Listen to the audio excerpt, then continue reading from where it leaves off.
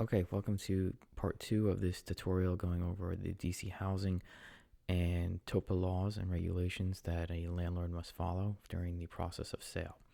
Today we're going to be going over the offer of sale, which is Form A. There is Form A, B, and C.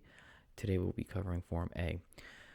Form A, as you can read, is an offer of sale with a third-party sale contract for a single rented family house, single rented condominium, or single rented co-op. During the TOPA process, the agent and the seller need to decide which form to give to the current tenants. They can either give Form A, Form B, and Form C goes along with Form A and B. The reason you use Form A is because it's a offer with a contract. So it's basically saying that you're not going to start giving your rights until you actually have a contract with a third party. That gives the tenant the ability to match that offer, and then the time frame starts from that point moving forward. So just to go through these, it's very simple and very direct, but all agents should know how to do this if they're representing you as the seller during the sale.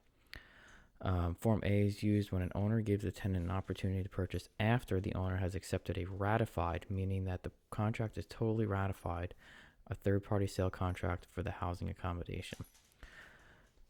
So basically this is the same in Form B of what you have to fill out. It's just that the time frame starts after the contract has been ratified, whereas Form B, which we'll go over in the next segment, starts prior to a ratified contract.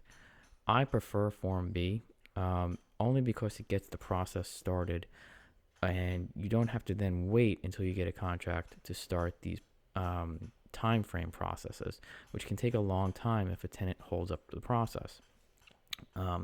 It really depends on the market. Some people use Form A in a market that's different than what the current market is now. I've always found Form B to be better for me because I understand and the tenants understand up front they have this ability. And it also gives the owner the ability to negotiate with the tenant if they did want to use their rights, and it's very upfront. And we can go into, in another segment, cash for keys, which under DC, as far as I've been advised, is still allowed. So we can go through that. Basically, the process, the agent would fill out most of this for the owner. This would then go to the owner, and once the owner receives it, they would have to get this printed, sign their signature, and then this has to be certified mail to each party. And my experience with this is that you do need a certified mail receipt, and that is for the title company or settlement company. They require these receipts to be given to show the time frame. It's very important for them, and you have to make sure as an agent that you're following along with this to make sure that the receipt has been given to you at the post office. I also send these forms via email just to make sure it gets to them. I follow up with them about 24 hours later just to make sure they received it. Again, if you have multiple tenants, even a wife and a husband, both of them need to be served the forms. So even the tenancy is just, a husband and a wife. You would think that's one person acting as one person, but it's not. So it has to be served to each individual person. So this form right here basically just goes a little bit into the offer for sale, the acceptance period. In this paragraph 2, which is important, into paragraph 3, starts this timeline. And this is where agents kind of get confused on the timeline, and owners don't really understand it. It's just basically a timeline, and you just go through the process. And what I like to do is just set my calendar from the date of when I gave it, then to the 30 days, and then to the additional days after that. And that way it just dings for me automatically to contact the tenant during that time and say, look, this is where we're at. What are you choosing to do? And if they're choosing at this point to do nothing, we move on to the next period. If they're choosing to make an offer, we deal with that offer as we can. So the acceptance period, it says basically, if you wish to respond to this offer, you shall provide both the owner and the DC Department of Housing a written statement accepting the owner's offer to sell their accommodation either by certified mail or hand delivery before the 30th day after you receive this offer for sale. So once they receive the offer for sale, they have 30 days to make a decision. If you fail to provide a written statement, the offer to the Housing Commission, during that 30-day response period, your rights for sale will expire as the right of first refusal discussed below. So basically what happens is if they fail to respond or if they deny that they want to do this, that's it. After those 30 days, you're good to go. You would basically then serve the affidavit, which we'll get to in another series, and Form C, which would release them, and then you'd be good to go. If they decide to hold up the sale or have been advised to hold up the sale or try to do something, out of the norm, within 7 days of receiving their request for the information, the owner should provide copies of the floor plan, if available, and utility consumption. And this is basically going into if they're interested. If they say during the 30 days they're interested, then with 7 days from that, you have to respond with this. This is Form A. It says, do not delete or alter any part of the offer for sale. If you properly submit your written statement accepting the offer for sale, the owner of the rental conversion sale, you have a minimum of then 60 days to ratify with the owner. So basically, you then, as the tenant, get the first right. You then have 60 days to ratify with the owner after the original 30 days. So the owner would place, in Form A, the asking price, and we would continue on to this process. Then a deposit for the property would be given, just like any given, in any given sale.